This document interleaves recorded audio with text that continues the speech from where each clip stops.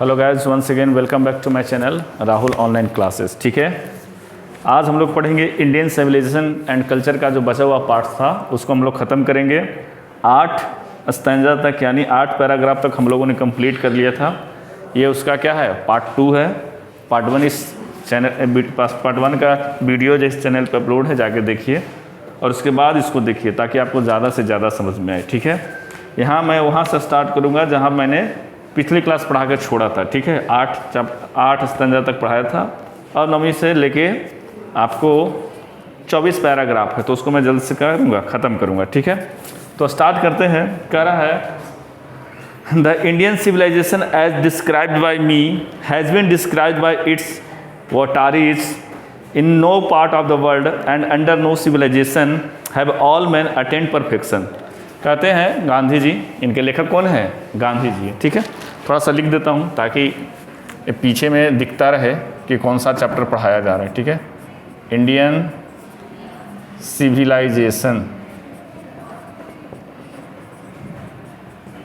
And culture. ठीक है, किनके द्वारा लिखा गया है? महात्मा गांधी के द्वारा, महात्मा गांधी के द्वारा। ठीक है, आ जाओ लेट आ रहे हो तुम लोग, आराम से जाना।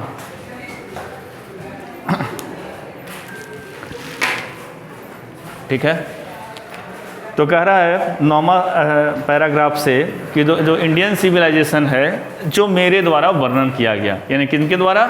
महात्मा गांधी के द्वारा वर्णन किया। And has been so describe by it votaries, और जो डिवोटी होते हैं, वक्त होते हैं, जो भक्त टाइप के होते हैं, जो मानने वाले होते हैं, और जो उनके द्वारा भी वर्णन किया गया है। किसके बारे में? इंडियन सिविलाइजेशन एंड कल्चर के बारे में। कहता है कि in no part of the world, world के किसी भी हिस्से में, वर्ल्ड के किसी भी कोने में, एंड अंडर नो सिविलाइजेशन, किसी भी सभ्यता के अंदर में, have all men attend perfection, कि सभी लोग क्या होते हैं? परफेक्शन नहीं गेन कर पाते हैं। अच्छा, कोई चीज़ कितना भी हो उसमें थोड़ा बहुत कमी रह ही जाता है। ठीक है ना, अच्छाई के साथ थोड़ा बुराई भी दिख ही जाता है। कहता है the tendency of Indian civilization is to elevate moral beings. अब इंडियन सिविलाइजेशन का झुकाव किसके प्रति है? कहता है टेंडेंसी का मतलब होता है झुकाव, तो भारतीय सभ्यता और संस्कृति का झुकाव जो है नैतिकता को बढ़ावा देने के लिए है। एलिवेट का मतलब क्या होता है? नैतिकता को बढ़ावा देना। ठीक है, that of western civilisation is to propagate immorality, लेकिन वेस्टर्न सिविलाइजेशन का क्या है? इमोरल चीज़ों को बढ़ावा देने के लिए वो ज़्यादा फेमस है। ठीक है, तो लेखक यहाँ पे कंपेरिजन कर रहे हैं किसको? इंडियन सिविलाइजेशन को एंड वेस्टर्न सिविलाइजेशन को।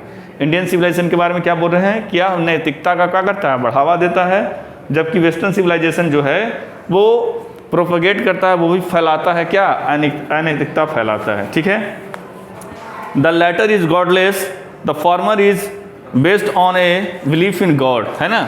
वो लोग का क्या है? भगवान के प्रति कोई विश्वास वगैरह नहीं है, लेकिन हम लोग क्या करते हैं? भारतीय लोग भगवान में विश्वास रखते हैं। सो अंडरस्टैंडिंग सो बिलीविंग, हम लोग समझते हैं और क्या करते हैं? विश्वास भी करते हैं।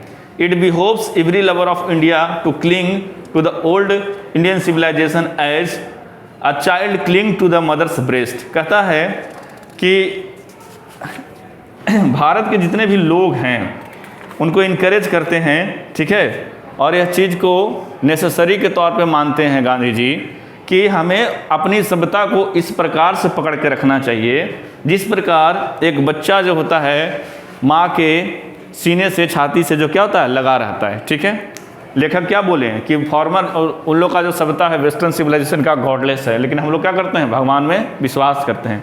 हम लोग समझते हैं, विश्वास करते हैं, और यह बिल्कुल हम लोग के लिए नेसेसरी है कि जो भी भारत से जो प्यार करते हैं वो क्या करें? हमारी सभ्यता को इस तरह से पकड़ के रखें जैसे क्या करता है? एक बच्चा अपनी माँ के छाती से चिपका हुआ रहता है। ठीक है, 10 नंबर में आइए।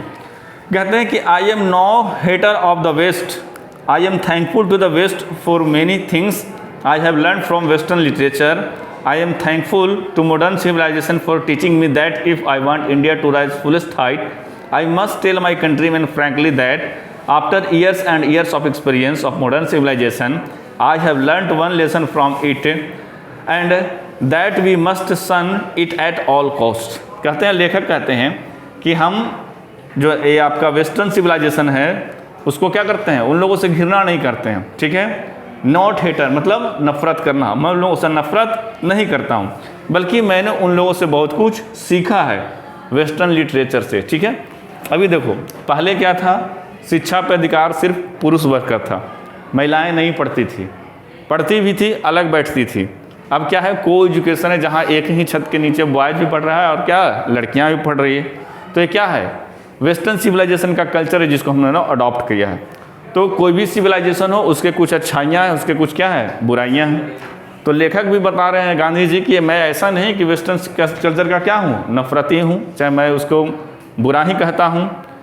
मैंने वेस्टर्न लिटरेचर से बहुत कुछ सीखा भी है और मैं क्या हूँ, थैंकफुल हूँ। किसके प्रति, वेस्टर्न सिविलाइजेशन के प्रति। कहता है कि अगर आपको इंडिया को बहुत ऊंचाइयों पर ले जाना है तो मैं अपने देशवासियों से एकदम फ्रैंक होकर कह देना चाहता हूँ कि years and year of experience of modern civilisation, वर्षों का जो क्या है, आधुनिक सिविलाइजेशन का क्या है, मेरे पास तजुर्बा है। और मैं एक ही चीज़ कहना चाहूँगा अपने लोगों से कि हमें इसका त्याग कर देना चाहिए। ऐसा क्यों बोला? लेखक गए थे कहाँ पढ़ने, गांधी जी कहाँ पढ़ने गए थे, इंग्लैंड पढ़ने गए थे। इंग्लैंड से पढ़ के आए थे और वहाँ के सिविलाइजेशन एंड कल्चर से रूबरू थे, उनको वर्षों का एक्सपीरियंस था। वो अपने एक्सपीरियंस के आधार पर बोल रहे थे कि हमें इसे क्या कर देना चाहिए, त्याग कर देना चाहिए। जो अच्छी चीज़ें उसको ग्रहण कर लेना चाहिए, जो बुरी चीज़ें उसको क्या कर देना चाहिए, त्याग कर देना चाहिए, ठीक है। 11 नंबर में आइए, कहता है कि what is the modern civilisation. Modern civilisation है क्या? It is the worship of material. यह क्या है, भौतिकवादी चीज़ों की पूजा है। भौतिकवादी चीज़ों मतलब गाड़ी हो, बंगला हो, घर हो, ऐशो आराम की जितनी सुविधाएं हो सकती है उसी की पूजा है। It is the worship of brute in us in adulterated materialism and modern civilisation is nothing if it does not think at every step of terming of the material civilisation. कहता है यह तो मेटेरियलिस्टिक चीज़ों का क्या है, पूजा है। और ब्रूट का मतलब होता है निर्दयी। ये हम लोगों के लिए सही नहीं है। कौन? मॉडर्न सिविलाइजेशन है जो हम लोग के लिए सही नहीं है। क्या है कि अनअडल्टरेटेड मेटेरियलिज्म है ना, मतलब अनलिमिटेड क्या है, भौतिकवादी चीज़ों के प्रति आप भाग रहे हैं, है ना, ज़्यादा से ज़्यादा पाने की चाहत रख रहे हैं, ठीक है। कहता है कि मॉडर्न सिविलाइजेशन नथिंग, कहता है मॉडर्न सिविलाइजेशन कुछ नहीं है, does not think at every step of terming of materialism, material civilisation, ठीक है। कहने का मतलब कि मॉडर्न सिविलाइजेशन उसी वे में आप उसको क्या कर सकते हैं, डिफाइन कर सकते हैं, जहां प्रत्येक कदम पे है ना मटेरियल सिविलाइजेशन आपको दिखे। जैसे लोगों के पास गाड़ी हो, बंगला हो, घर हो, जितना भी भोग विलास करने की क्या हो, सुविधा हो, प्रत्येक स्टेप पे क्या है, मेटेरियलिस्टिक चीज़ों का मतलब एक प्रकार से टर्मिफ है, विजय है। अगर आपके पास वो सब सारी चीज़ें हैं तो you are living in modern civilisation, ठीक है। सिर्फ भौतिकवादी चीज़ों के प्रति लोगों का रुझाव है, टेंडेंसी है। समझ में आ गया? 12 कह रहा है कि it perhaps unnecessary if not useless to weigh the merits of the two civilisation, it is likely that the West evolve a civilisation suited to its climate and surroundings and similarly we have civilization suited to our condition and both are good in their own respective spheres, ठीक है। लेखक कहते हैं ऐसा नहीं कि कोई चीज़ क्या है दुनिया में अननेसेसरी है, चाहे कोई यूजलेस है। अगर यहाँ पे दोनों सिविलाइजेशन के मेरिट की बात की जाए तो दोनों क्या है, उनके लोगों के अनुसार उनके लिए सही है, ठीक है। अब मान लिया जाए कि हम लोग जिस क्लाइमेट में पले हैं, बढ़े हैं, तो हम लोग को यही क्या होगा, सूट करेगा। हमारे यहाँ अगर दाल चावल खाने को मिलेगा तो हम लोग दाल चावल खाएंगे। अगर कोई व्यक्ति बर्फीले जगह में हुआ होगा तो वो उसको वैसा ही ड्राई फ्रूट्स वगैरह जो मिलना होगा। कोई तटीय क्षेत्र में हुआ होगा तो उसको वैसा ही मिलेगा, जो पहनने के लिए मिलेगा, जो पहनेगा। तो लेखक यही कहना चाहते हैं कि दोनों सिविलाइजेशन के क्या है, अपने अपने मेरिट्स हैं और उनके लोगों के अनुसार उनका जो क्या है कल्चर है वो सूट करता है। और हम लोग जिस कंडीशन में पले बढ़े हैं तो हम लोग का सिविलाइजेशन हम लोग को सूट करता है और दोनों एक दूसरे के रिस्पेक्टिव में क्या है, एक दूसरे के लिए बेहतर है, ठीक है। अब आते हैं 13 में, ठीक है। कहता है the distinguishing characteristics of modern civilisation is an indefinite multiplicity of human wants. The characteristics of ancient civilisation is an imperative restriction upon and a restrict regulating of these wants. कहता है कि अब क्या है विशिष्ट जो आपका मतलब विशेषता है मॉडर्न सिविलाइजेशन का कि इंडिफिनिट का मतलब क्या होता है, अनिश्चित। मल्टीप्लिसिटी का मतलब क्या, गुणज ऑफ ह्यूमन वांट्स, यहाँ पे लोगों की चाहत ज़्यादा है, किसमें? मॉडर्न सिविलाइजेशन में। कहता है कि एंशिएंट सिविलाइजेशन में अगर देखा जाए, जो हम लोग के द्वारा जो सभ्यता विकसित किया गया है, उसमें रिस्ट्रिक्शन लगे हुए थे। क्या थे? कि restriction upon strict regulating and this wants. उसमें जो आदमी की जो एक लिमिटेशन सेट थी, तो एंशिएंट सिविलाइजेशन में हम लोग उसी के रूल के अनुसार क्या करते थे? चलते थे। लेकिन मॉडर्न सिविलाइजेशन में ऐसा कुछ है नहीं। कहता है the modern of western instableness arises really from the want of living in faith and future and state therefore also in divinity. The restrain of ancient eastern civilization arises from a belief often in spite of our self in a future state and existence of a divine power. कहता है कि जैसे हम लोग का जो culture है वो एक प्रकार से स्टेबल है, लेकिन उन लोग का क्या है? इनस्टेबलेसनेस है। हम लोग एक प्रकार के कल्चर में एग्जिस्ट कर सकते हैं कि हम लोग आगे भी ऐसे ही रहेंगे, हम लोग आगे भी ऐसे ही रह सकते हैं वर्षों तक, लेकिन वेस्टर्न कल्चर में ऐसा कुछ है नहीं। उन लोग में स्टेबलेसनेस ज़्यादा है। वो लोग क्या करता है कि want to living in faith in future और therefore also in divinity. वो लोग क्या है? थोड़ा ज़्यादा एजम्पशन और कल्पनाशील में ज़िंदगी जीना चाहता है। ठीक है, देखे भी होंगे, इमेजिन कर लेता है कहाँ से कहाँ तक, और इमेजिनेशन में ही क्या करता है? सब कुछ अपना जो जीवन है व्यतीत करता है। लेकिन अगर ईस्टर्न सिविलाइजेशन देखिए, ईस्टर्न सिविलाइजेशन मतलब इधर का, वेस्टर्न सिविलाइजेशन मतलब उधर का। तो ईस्टर्न सिविलाइजेशन में क्या है कि एक तो हम लोग क्या करते हैं? रिस्ट्रेन करते हैं अपने आप को, किसी भी ऑन चीज़ों से बढ़ने से लिमिटेशन है अपना। ठीक है, कोई ऐसा नहीं इमेजिनेशन में क्या कर रहे हैं, हर चीज़ों को गवाए जा रहे हैं। और कहता है कि हम लोग का बिलीफ उठता है ना, कि हम लोग के फ्यूचर में जो है रहेंगे, हमारा अस्तित्व रहेगा और हमारे साथ ईश्वर की, आत्मा की, परमात्मा की जो भी शक्ति है वो हमें सुरक्षित रखेंगे। लेकिन उसमें ऐसा कुछ है नहीं। हाँ, थोड़ा बहुत डिवाइन पावर मानते हैं, लेकिन हम लोग ज़्यादा क्या करते हैं? इसमें विश्वास करते हैं। ठीक है, 14 नंबर आओ।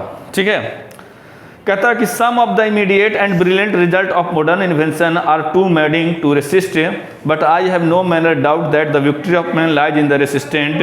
We are in danger of bartering away the permanent goods for a momentary pleasure. कहता है कि साइंस ने ऐसे ऐसे चीज़ों को डेवलपमेंट कर लिया है, जैसे एटम बॉम्ब। ठीक है, अब एटम बॉम्ब इतना ख़राब है कि अगर फोड़ा जाए, अगर पूरा देश के पास जितना है, पूरे देश में अगर फोड़ दिया जाए तो कितना करोड़ वर्षों तक यहाँ पे सूरज की रोशनी नहीं आ पाएगा, इतना डेंस एटमॉस्फेयर में हो जाएगा, लोग जी ही नहीं पाएंगे। तो साइंस का आज ऐसा ऐसा इन्वेंशन है जो लोगों को पागल किए हुए जा रहा है। छोटे छोटे बच्चे गेमिंग में क्या हैं? खोए जा रहे हैं। हाँ, फ्री फायर, पबजी खेल के कितना मेंटल हो गया। ठीक है ना। तो साइंस के ऐसे ऐसे इन्वेंशन हैं जो लोगों को एकदम क्या कर रहा है? पागल किए जा रहा है। But I have no manner of doubt, लेकिन मैं इस पर क्या करता हूँ? डाउट नहीं करता हूँ। कहता है कि victory of man lies in the resistance. कहता है कि आदमी की विजय उसी वक्त है जब उसे चीज़ों पर रोक लगाने आ जाए। अब मान लिया ठीक है, मोबाइल है, मोबाइल जो पर्पस यूज के लिए बनाया गया है, अगर आपको उस पर्पस से यूज़ करते हैं आपके लिए सही है। आप क्या हैं? आप मोबाइल पे क्या है? विजय पाए हुए हैं। लेकिन आज के डेट में क्या है? मोबाइल आदमी पे विजय पाए हुए हैं। जहाँ जाओ तहाँ मोबाइल, बाथरूम किचन, कहीं भी क्या है? नहीं छूट रहा है। हाँ, फ़ोन करो तो बोलता है कहाँ हो, है ना। बाथरूम बोलता कहाँ है कि बाथरूम में है। जब उसका साउंड इको होता है तब समझ में आता है, बोला ठीक है ऑफिस से निकलो उसके बाद मेरे को फ़ोन करो। हाँ, तो अभी कहाँ कहाँ लोग मोबाइल लेके चले जाते हैं। तो साइंस का जो ऐसा ऐसा क्या इन्वेंशन है वो हम लोग को क्या कर रहा है? पागल बनाया जा रहा है। लेकिन इस पर कोई डाउट नहीं करना है, साइंस के आविष्कार होते रहेंगे, लेकिन एक आदमी का विजय तब है जब उसने नियंत्रण करना सीख लिया, जब उस चीज़ों को अपने पे हावी होने के लिए मतलब क्या हो जाए? जिम्मेदार नहीं हो जाए। कहता है कि we are in danger of bartering away the permanent good for at momentary pleasure. Bartering समझते हैं ना, इकोनॉमिक्स में आप पढ़े होंगे। बार्टरिंग, तुम मेरे पास आलू है 5 किलो, तो मेरे पास चावल है, एक दूसरे से बदल लेते हैं, है ना, एक्सचेंज फॉर गुड्स, है ना, वही चीज़ है।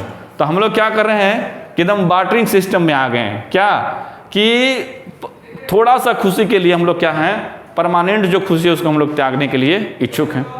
वही तो लेखक कह रहा है कि हम लोग इतने क्या हो गए हैं कि वाटरिंग डेंजर ऑफ वाटरिंग वे में आ गए हैं, आदान प्रदान करने में, कि थोड़ा सा खुशी के लिए हम लोग परमानेंट खुशी का क्या कर रहे हैं? त्याग कर रहे हैं। ठीक है, चलो 15 में आते हैं कि just as in the West they have made wonderful discoveries in things material, similarly Hinduism has made it still more marvellous discovery in the religion of the spirit of the soul. कहता है कि वेस्टर्न सिविलाइजेशन में मान लिया जाए कि उन लोगों ने बहुत बढ़िया बढ़िया डिस्कवरी किया, खोज किया, आविष्कार किया मटेरियल्स का, लेकिन हम लोग के यहाँ क्या हुआ, हिंदुइज्म की खोज हुई, हिंदुइज्म जागा, ठीक है। और यह क्या है, उन सब सारी चीज़ों से मार्वलस है। इन डिस्कवरी ऑफ इन रिलीजन, बहुत सारे रिलीजन का खोज हुआ, उसमें हिंदुइज्म क्या है, लेखक हिंदुइज्म को क्या कर रहा है, सुपीरियर बता रहा है in the comparison of all religions, ठीक है।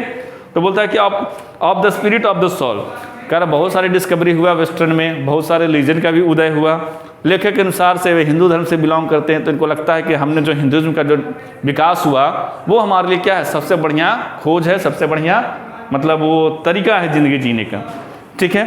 तो 15 में ये क्या किया, कंपेरिजन किए। 6 में आइए, कहता है कि but we have no eyes for this great and fine discoveries, we are dazzled by the material progress that western science has made. कहता है कि हमारे यहाँ जो हिंदुइज्म जैसे रिलीजन का है ना, चाहे मतलब वो वे ऑफ लिविंग, इस तरह का स्टैंडर्ड जो हम लोगों ने खोज किया है, इसके प्रति किसी का आंख नहीं है, किसी का ध्यान नहीं है। बस हम लोग क्या है, डेजल्ट हो जा रहे हैं, पीछे पड़े हुए हैं, पागल हुए जा रहे हैं, किसके प्रति, material progress of the western science has made, जो कि हमारे साइंस की डिस्कवरी जो वेस्टर्न लोगों ने बनाया उसके प्रति क्या हम लोग पागल हुए जा रहे हैं। हमारे अपना भी खुद का स्पिरिचुअल क्या है, वैल्यू है, खुद का स्पिरिचुअल रिलीजन है, तो उसके प्रति किसी की आंखें नहीं है। कहता है कि I am not enamoured of that progress, in fact it almost seems as though God in his wisdom has prevented India from,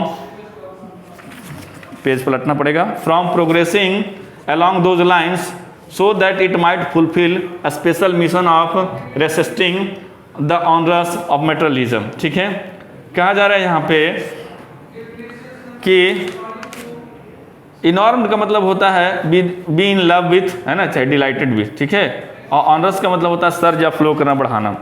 तो यहाँ पे कहता है कि लेखक जो है ऐसा नहीं कि मतलब प्रोग्रेस जिससे हो रहा है, साइंस तरक्की कर रहा है, उससे वो खुश नहीं है, उसको प्यार नहीं है। कहता है कि इनफैक्ट यह तक कि it almost seem as though God in his wisdom has prevented India from progressing along those lines so might fulfil it a special mission to resisting the onrush of materialism. कहता है कि हमारे बुद्धिमत्ता में ही क्या है, ईश्वर का साथ है। देखो क्या कहना चाहते हैं लेखक का कहना है कि ऐसा नहीं कि मैं प्रोग्रेस के खिलाफ हूँ और साइंस जो मुझे कर रहा है उससे मुझे प्यार नहीं है, बिल्कुल है ना, लेकिन कहता है कि कहीं ना कहीं मेरे विजडम में, बुद्धिमत्ता में ईश्वर का हाथ जरूर है, ईश्वर का साथ जरूर है। इसी कारण इंडिया जो है कहता है कि वो उस लाइन को क्रॉस नहीं किया, प्रोग्रेस तो कर रहा है लेकिन उस लाइन को प्रोग्रेस क्या करे, उस लाइन को क्रॉस नहीं जा पाया है, जिससे क्या हमारी सभ्यता क्या हो जाए, नष्ट हो जाए। वेस्टर्न लोगों ने क्या किया, वो लॉस कर चुके हैं। कहता है कि it might fulfil a special mission of resisting the onerous materialism. कहता है कि यह जो है, जो हम लोग का एक लिमिटेशन जो हम लोगों ने खड़ा किया है कि इससे हम लोगों को आगे नहीं जाना है, वह चीज़ें जो है बुद्धिमत्ता में जब हम लोग को भगवान को साथ मिलता है तो कहीं ना कहीं यह चीज़ें मेटेरियलिज्म चीज़ें के प्रति क्या करता है, हमें रोकता है। अगर आपने धार्मिक विचारधारा के हैं तो आप उन सब सारी चीज़ों करने से डरिएगा, शराब नहीं पीजिएगा, अब मीट मुर्गा खा के क्या करने, पूजा करने नहीं चले जाइएगा। तो कहीं ना कहीं हमारे बुद्धिमत्ता में ईश्वर का जो साथ है, तो वो सब सारी चीज़ें जो है लाइन एक जो बनाया गया बॉर्डर कि हाँ भाई प्रोग्रेस करो, लेकिन प्रोग्रेस के नाम पे, विकास के नाम पे विनाश नहीं करो, उन सारे लाइन को रेसिस्ट करता है और मेटेरियलिज्म के प्रति जाने से रोकता है। ठीक है, कहता है कि after all there is something in Hinduism that kept alive it till now. कहता है कि आखिरकार लेखक का भी मानना है कि कुछ तो हिंदुइज्म में है जो हम लोग को अभी तक जिंदा रखा है और उस लिमिटेशन के आगे आगे तक बढ़ने नहीं दिया है। कहता है कि it has witnessed of the fall of Babylonian, Syrian, Persian and Egyptian civilisation. कहता है देखो एक अकेला सिविलाइजेशन है जो खड़े होकर पूरे वर्ल्ड के सिविलाइजेशन को देख रहा है। हमारी सभ्यता अभी तक कायम है, लेकिन बेबीलोन एक शहर है, मतलब देश है, तो बेबीलोन की सभ्यता क्या हो गई, खत्म हो गई। सीरिया का नाम सुने हैं, हमेशा न्यूज़ में रहता है, बमबारी वहाँ चलता रहता है। सीरियन सभ्यता खत्म हो गया। पर्सियन देखे होंगे बहुत सारे मूवी में, पर्सिया बोला जाता था ईरान को, वह पारसी लोगों का देश था। आज वो पूरे के पूरे मुस्लिम लोगों का देश है। तो पर्सियन क्या हो गया, ख़त्म हो गया। कहता है इजिप्टियन, मिस्र जो फारोज वाला बताए थे वो भी सिविलाइजेशन क्या हो गया, खत्म हो गया। Cast a look around you, है ना। अब क्या करता है कि चारों तरफ देखो, कहता where is Rome and where is Greece, कहाँ गया वो रोम, कहाँ गया ग्रीस, जहाँ के लोग क्या करते थे, बहुत अच्छे से लिखने का काम करते थे, और यूरोप के लोग क्या करते थे, उससे सीखने का काम करते थे। आज यूरोप कहाँ है, आज रोम कहाँ है और ग्रीस कहाँ है। कहता है कि can you find anywhere the Italy of Gibbon or rather the ancient Rome or Rome was Italy. कहता है कि गिब्बन एक बहुत प्रसिद्ध लेखक थे इटली के, जिस तरह से इसका विनाश हो रहा था इटली का, तो उन्होंने उस पर एक किताब भी लिखा था। तो बोलते हैं कहाँ है वो गिब्बन, है ना, जिन्होंने इटली के विनाश की कहानियाँ लिखी थी। और कहाँ गया वो रोम और कहाँ गया इटली, क्या रोम ही इटली है, क्या इटली ही रोम है। अब कहता नहीं क्या हो, खत्म हो गया सारे का सारा सभ्यता, लेकिन एक अपनी सभ्यता भी क्या है, खड़ी है। समझे बात को, लेखक क्या करना चाहते हैं। कहता है गो टू ग्रीस, आप ग्रीस जाइए, है ना, the world famous Attic civilisation, then coming to India, let one go through the most ancient record, then look around you, would be constrained to say yes I see here ancient still India is still living। कहता आप Greece जाइए, और Greece जाइएगा तो वहाँ का attic civilisation क्या है, एटिक सिविलाइजेशन कहाँ का है, पेपर में पूछेगा ग्रीस का है। तो कहता है लेखक कि आप ग्रीस जाइए और ग्रीस जाके एटिक सिविलाइजेशन के बारे में पता लगाइए, फिर वापस में आप इंडिया आइए और इंडिया को फिर घूमिए और आप एक रिकॉर्ड कलेक्ट करके देखिए, तो पता चलेगा कि आप अभी भी अपने सभ्यता में, जो हमारी पुरानी सभ्यता था, आप उसमें अभी भी क्या हैं, जिंदा हैं। हमारी सभ्यता अभी भी क्या है, जिंदा है, लेकिन उन लोगों की सभ्यता क्या हो गई, खत्म हो गई। कहता है कि true there was dung heap to here and there, but there are rich treasure buried under them, and the reason why it has survived is the end which Hinduism set before it was not development along materialistic but spiritual life। कहता है डंग hip समझते हैं, डंग hip अरे गोबर, तो यहाँ पे कूड़ा कचरा के सेंस में उपयोग किया गया है। तो कहता है लेखक कि देखो देयर बेड, अब वहाँ क्या है, कूड़े कचरे के तौर पे है ना। कहता है here and there but they are rich treasure buried under them. कहता है कि मान लिया जाए कि यहीं पे अगर सुंदर सा घर हो और ये ढह जाए, तो ढह के कहाँ चला जाएगा, ज़मीन के अंदर चला जाएगा, फिर बाद में इसमें कूड़े ही कचड़े हो गए। तो बिल्कुल वैसा ही उनकी सभ्यता का हुआ है। कहता है कि बिल्कुल आज यहाँ और वहाँ बिल्कुल क्या है, कूड़े कचड़े की तरह क्या है, मतलब छिटाया हुआ है। कहता है कि लेकिन उसके अंदर जो है ट्रेजर यानी खजाना क्या है, दफन हुआ है ना। लेकिन कहता है कि रीज़न क्या है, आखिर क्या रीज़न था कि वो सर्वाइव नहीं कर पाया, है ना, एंड तक, लास्ट तक। लेकिन यहाँ पे कहता है कि Hinduism set before it was not development along the material but spiritual line. लेकिन यहाँ पे हिंदुइज्म ने क्या किया कि शुरू से इसका मोटो रहा कि हमें मेटेरियलिस्टिक लाइफ नहीं जीना है, बल्कि क्या जीना है, स्पिरिचुअल लाइफ जीना है। तो यही एक कारण है कि हमारी सभ्यता को उन्होंने बचाए रखा। ठीक है। कहता है कि our civilization, our culture, our swaraj depend upon not multiplying our wants self indulgence but upon resisting wants self denial. कहता है कि हमारी जो सभ्यता है, हमारी जो संस्कृति है, हमारा जो स्वराज है, इस बात पे नहीं डिपेंड करता है कि आपकी चाहत कितनी है, इस बात पे डिपेंड करता है कि आप अपने आप को रिस्ट्रिक्ट कितना करते हैं, आप अपनी इच्छाओं को मार कहाँ तक देते हैं, है ना, मतलब डिनायल मना कर देना होता है। ठीक है।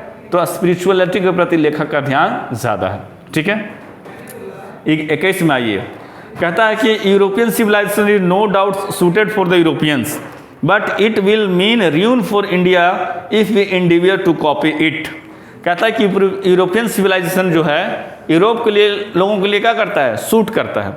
लेकिन लेखक बताते हैं कि अगर हम लोगों ने प्रयास किया उसके कॉपी करने का, तो हमारी सभ्यता क्या हो जाएगी, खत्म हो जाएगी, ruin हो जाएगी, बर्बाद हो जाएगी। ठीक है। कहता है कि this is not to say we may no adopt and assimilate whatever may be good और capable of assimilation by us, as it does not also mean that even the Europeans will not have the part of with whatever evil might have to creep in to it. का लेखक कहता है कि ऐसा नहीं है हम लोग के पास क्षमता नहीं है कि उसको अडॉप्ट ना कर सके, अच्छा है उसको हम लोग अपने सभ्यता में मिश्रित नहीं कर पाए। हम लोग के पास इतनी क्षमता है कि हम उसको अडॉप्ट भी कर सकते हैं, उसको अपने सभ्यता में मिला भी सकते हैं, लेकिन यह सभ्यता इसको सभ्यता को मिलाने के बाद होगा क्या? वो फिर से यहाँ घुसेंगे। अब देखो, हर एक आदमी का अपना लिविंग का एक ग्रुप है, तरीका है, ठीक है। तो अगर उसकी सभ्यता को हम लोग अपना लिए तो उससे लगेगा कि अभी हम तो यूरोप में जाके सर्वाइव कर रहे हैं, हम इंडिया में जाके क्या कर सकते हैं? सर्वाइव कर सकते हैं। तो लेखक वही बोलता है कि हम लोगों ने अडॉप्ट भी कर सकता था, हम लोगों ने उस सभ्यता को मिस्री ढंग से अपना भी सकता था, लेकिन हम लोगों ने ऐसा नहीं किया, क्योंकि यूरोपियन वाले को लगेगा कि हम लोग यहाँ पे क्या कर सकते हैं? ज़िंदगी जी सकते हैं, तो फिर आके हमारी सभ्यता में घुसेंगे और पूरे के पूरे हमारी सभ्यता को बर्बाद कर देंगे। लेकिन आज ऐसा है नहीं, है ना। लोग कहाँ कहाँ से बहू लेके चला रहा, ऑस्ट्रेलिया से, रसिया से, पता न कहाँ कहाँ। कहता था the incessant search of material comfort of their multiplication in such an evil. कहता कि लगातार जो इस प्रकार के मेटलिस्टिक चीज़ों की खोज हो रही है और क्या कर रहा है, चीज़ों को उसको मल्टीप्लिकेशन करता जा रहा है, बिल्कुल एक बुराई की तरह है, ठीक है।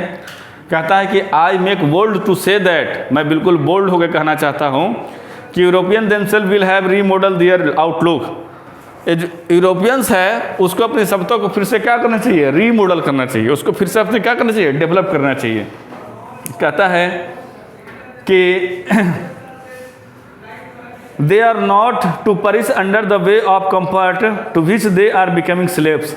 कहता है कि वो लोग क्या किया है, इतना ना ज़्यादा मेटलिस्टिक चीज़ों के प्रति डिपेंडेंट हो गया है कि एक प्रकार से गुलाम हो गया है, और वो उसी चीज़ों के अंदर में नीचे क्या हुआ, दबते दबते ख़त्म होते जा रहा है। इसीलिए गांधी जी सजेशन देते हैं वेस्टर्न सिविलाइजेशन वाले को कि अपने सभ्यता को क्या करो, थोड़ा सा रीमॉडल करो, क्योंकि तुम लोग क्या हो चुके हो? गुलाम हो चुके हो। जो तुम्हारा इन्वेंशन है, जो तुम्हारा मेटलिस्टिक चीज़ें हैं, उसके नीचे तुम दबते दबते कब्र में जा रहे हो। कहता है कि it may be that my reading is wrong, but I know that for India to run after the golden fleece is to court certain death. लेकिन कहता है कि मैं यह जो बातें पढ़ रहा हूँ, चाहे बोल रहा हूँ, हो सकता है कि क्या हो, गलत हो, लेकिन अगर हम लोगों ने उसको अडॉप्ट कर लिया तो फिर से क्या होगा, रिकवर करना हमारी पुरानी सभ्यता के लिए बहुत भारी पड़ जाएगा, और हमारी सभ्यता का जो डेथ है, वो मृत्यु है, क्या है, निश्चित है। बात समझ में आई? गोल्डन फ्लीस का मतलब होता है कि जैसे an object very difficult to attend, जो चीज़ आपने खो दिया, जो हमारी सभ्यता खो गया, उसको क्या होगा, हम लोग फिर वापस नहीं लाएंगे, हम लोग की सभ्यता क्या हो जाएगी, खत्म हो जाएगी, मर जाएगी, ठीक है। कहता let us engrave on our heart that motto of the western philosopher plain living and high thinking. कहता है कि अब अपने दिल पे एक बात लिख लीजिए, ठीक है। और यह बात कौन कहा है? वेस्टर्न फिलोसफर बहुत पहले कहा था कि plain living and high thinking, जितना सादा रहिए, ठीक है, जितना आप सिंपल रह सकते हैं उन्हें रहने की कोशिश कीजिए, एंड हाई थिंकिंग, आप जितना ऊंचा सोचने की कोशिश कीजिए। लेकिन आज क्या है, दिखावे की ज़िंदगी है ना। High living, slow thinking, narrow thinking हो गया ना।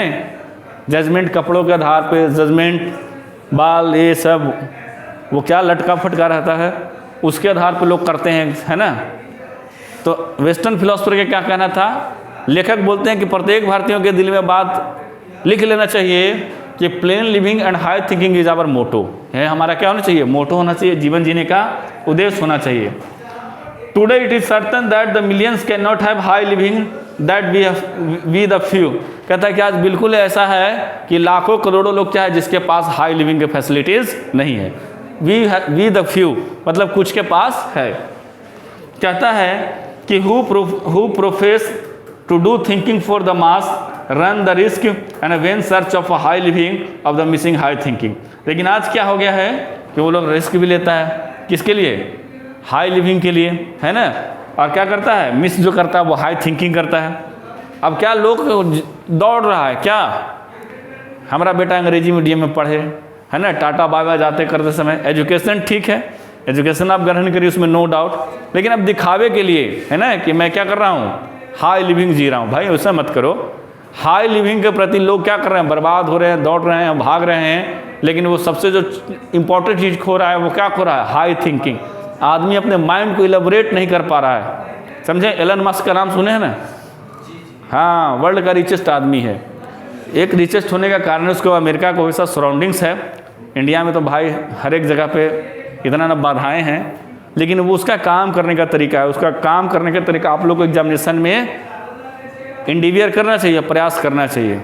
सबसे पहले वो क्या करता है, गोल सेट करता है फॉर 10 ईयर्स, कि हमें 10 ईयर्स में क्या क्या करना है। सब गोल लिख लिया, अब उसको कोशिश करता है कि हम इसको 1 साल में कैसे कंप्लीट करें। समझा? चल भाई, मान लिया कि 10 गोल कंप्लीट सोचा, 10 साल में हमें 10 गोल कंप्लीट करना है, 10 गोल को अचीव कर लेना है। उस आहार की 1 ही साल में हम करें तो हो सकता है उसका 50% भी कर लिया, तो 5 साल में 5 गोल तो कम से कम 50% अटेंड कर लिया ना, तो उसको अगला 5 को अटेंड करने के लिए कितना लगेगा, गेन करने के लिए 1 साल और लगेगा, 2 साल, तो 8 साल उसका बचा। ऐसे ही थोड़ा अमीर आदमी थोड़े ना है वो, तो तेज विद्यार्थी भी अपना स्ट्रेटजी खुद बनाता है। हम अंग्रेजी पढ़ रहे हैं तो इसमें से क्या बचा है, क्या अभी पढ़ना है, कितना दिन में इसको हम ख़त्म कर लेंगे और कितना क्विक ख़त्म कर सकते हैं, तो ये सारी चीज़ें आपको आकलन करना पड़ेगा। टाइम ज़्यादा नहीं है, बच्चे क्लास मिस कर रहे हैं, बच्चे को जिस टाइम पे बुलाया जा रहा है नहीं आ पा रहे हैं, इट्स योर फॉल्ट। हम अभी भी खड़े हैं, आप अपने लिए खड़े हो जाओ, नहीं तो कैसे काम चलेगा। फिर वही बात होगा, जो अंग्रेजी पढ़े तो भी उतना नंबर, ना अंग्रेजी पढ़े तो भी उतना नंबर। थोड़ा सा सीरियस हो जाओ पढ़ाई के प्रति। 23 और उसके बाद 24 है बचा हुआ। कहता है कि civilisation in the real sense of term consist not in the multiplication but in the deliberate and voluntary restriction of wants, this alone increase and promotes containment, the real happiness and the capacity of service. देखो, अगर civilisation का अगर वाकई में real meaning दें तो it is कहने का मतलब है कि ये रियल सेंस ऑफ टर्म है। अगर आपके सेंस यानी दिमाग कि हमें क्या चाहिए क्या नहीं चाहिए, अगर ये अच्छी तरीक़े से काम कर रहा है तभी आपका सिविलाइजेशन में क्या होगा, ढंग से जी पाइएगा। कहता है कि कंसिस्ट नॉट ऑफ मल्टीप्लिकेशन, ऐसा नहीं कि हमें ज़्यादा से ज़्यादा चाहत रखने के प्रति भागना चाहिए। ठीक है, पहला किया गया हुआ सेंस ऑफ टर्म, आपके सेंसेस किस हिसाब से काम करते हैं। फिर ऐसा नहीं कि पूरा का पूरा मल्टीप्लिकेशन ऑफ वांट्स के प्रति भाग रहा है, नहीं, बिल्कुल ऐसा नहीं होना चाहिए। कहता है कि deliberate but in the deliberate and voluntary restriction of want, आप जानबूझकर, है ना, चाहे वॉलेंट्री इच्छापूर्वक, आप अपने जो बहुत ज़्यादा इंटेंशनली आप किसी चीज़ के प्रति क्या है, मेटलिस्टिक चीज़ों के प्रति पागल है, वहाँ पे आप रिस्ट्रिक्शन लगाइए। कहता है कि दिस एलोन इंक्रीज, यह जो है चीज़ें आपको अकेला इंक्रीज कर देगा, प्रमोट्स कर देगा contentment, real happiness and capacity of service. ये क्या करेगा, इस सिविलाइजेशन में आपको बहुत आगे तक लेके जाएगा। लास्ट स्टैंजा, लास्ट पैराग्राफ इसके चैप्टर का, आगे भी है क्या, ये ना। कहता है a certain degree of physical harmony and comfort is necessary but above a certain level it becomes hindrance instead of help. कहता है certain degree of physical harmony and comfort. देखो भाई, थोड़ा सा अब आदमी का पैसे हो जाता है तो थोड़ा सा तो कम से कम उसकी ज़िंदगी जीना ही चाहिए। अब कोई बेचारा न्यूट्रिशंस के चलते मर रहा है, उसको ढंग से भोजन ही नहीं मिल रहा है, फिर वह काहे को वो सबता, ठीक से अगर छत के नीचे रह ही नहीं रहा है फिर काहे को सबता भाई। अगर उसको बढ़िया जगह इलाज करवाना है, बढ़िया जगह खाना है, अगर वो खा पी नहीं रहा है तो फिर काहे को दिक्कत। लेकिन आप इतना लिमिटेशन में करिए नहीं कि भाई हम अच्छा खा सकते हैं, अच्छा जगह बीमार हुए तो दिखा सकते हैं, चाहे अच्छे घर में हम रह सकते हैं, ये कितना तक सही है। तो फिजिकल जो है हार्मोनी, चाहे जो आपको फिजिकल जो कंफर्ट है वो तो नेसेसरी है ही। कहता है कि but above a certain level it becomes a hindrance of stage of help. कहता है लेकिन अगर इससे आप ज़्यादा जाइएगा तो वो आपके हेल्प के बदले बाधा हो जाएगा, है ना। हिंड्रेंस का मतलब होता है बाधा, है ना, इंस्टेड का मतलब होता है के बदले, तो वो आपके लिए बाधा का काम करने लगेगा। अब देखो, बड़े बड़े आदमी को बीपी ज़्यादा है, बड़े बड़े बीमारी होता है, बीपी है, हार्ट अटैक है, वही डायबिटीज़ है, तो बड़े लोगों को क्यों होता है कि ईश्वर ने उसको जितना दे रखा है, जिससे उसका ज़िंदगी सर्वाइव हो पाता है, उससे कहीं ज़्यादा करने की कोशिश में है। ना ढंग से नींद ले रहा है, ना ढंग से खा रहा है, ना ढंग से बीवी बाल बच्चों को टाइम दे रहा है, पागल हुए हैं। ठीक है, कहता है therefore the ideal of creating unlimited number of wants and satisfying them seems to be delusion and a snare.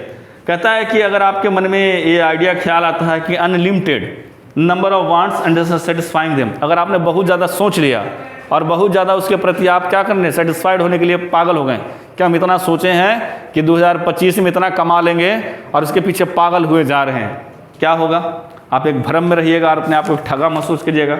ठीक है, मिसलीड करिएगा। अब आपका पैसा कमाने का जरिया है कि चलो भाई हम एक ईमानदारी से पैसे कमा रहे हैं, आप टारगेट रख लेंगे कि 2025 में हमको एकदम गर्दा उड़ा देना, तो फिर नहीं आप किसी का दरिया मिलेगा तो आप क्या करेगा, मिसलीडिंग होगा, मिसक्रिप्शन होगा आपको, आप लूटिएगा नहीं तो आपसे कोई लूट के ले जाएगा। वही तो बात है। कहते हैं the satisfaction of one physical needs even the intellectual needs of one's narrow self must meet at a certain point a dead stop. कहता है कि किसी व्यक्ति का फिजिकल नीड जो है भौतिकवादी ज़िंदगी में जो है, या फिर इंटेलेक्चुअल नीड जो मानसिक नीड है, चाहे वन नैरो सेल्फ थोड़ा सा नैरो होना चाहिए, एक जो डिसाइडेड पॉइंट है उस पर आके एक डेड स्टॉप लगना चाहिए आदमी को कि हाँ भाई चल भाई मेरे पास इतना अगर पैसा है, इतना धन संपत्ति है तो मैं जी खा ले रहा हूँ। लेकिन यहाँ समाज में एक दूसरे को क्या करना है, हर एक कमजोर आदमी को दूसरा बरियार आदमी दबाने की कोशिश में लगा हुआ है। कहता है before it degenerates into physical intellectual voluptuousnesses a man must arrange his physical and cultural circumstances so that they not hinder him in the service of humanity on which all his energies should be concentrated। कहता है कि इंसान को अपना physical intellectual circumstances देख के उसे काम करना चाहिए।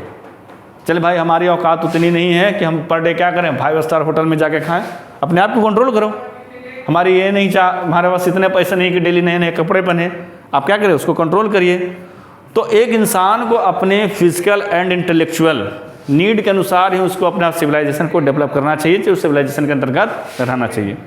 अगर इन चीज़ों को आप नहीं फॉलो करिएगा, यू विल बी या तो चले जाओगे, बहुत जल्दी ये ख़त्म हो जाओगे सिविलाइजेशन के अंतर्गत, है ना। नीरव मोदी भागा, फलना भागा, वैसे ही भागना पड़ेगा हड़िया बर्तन लेके।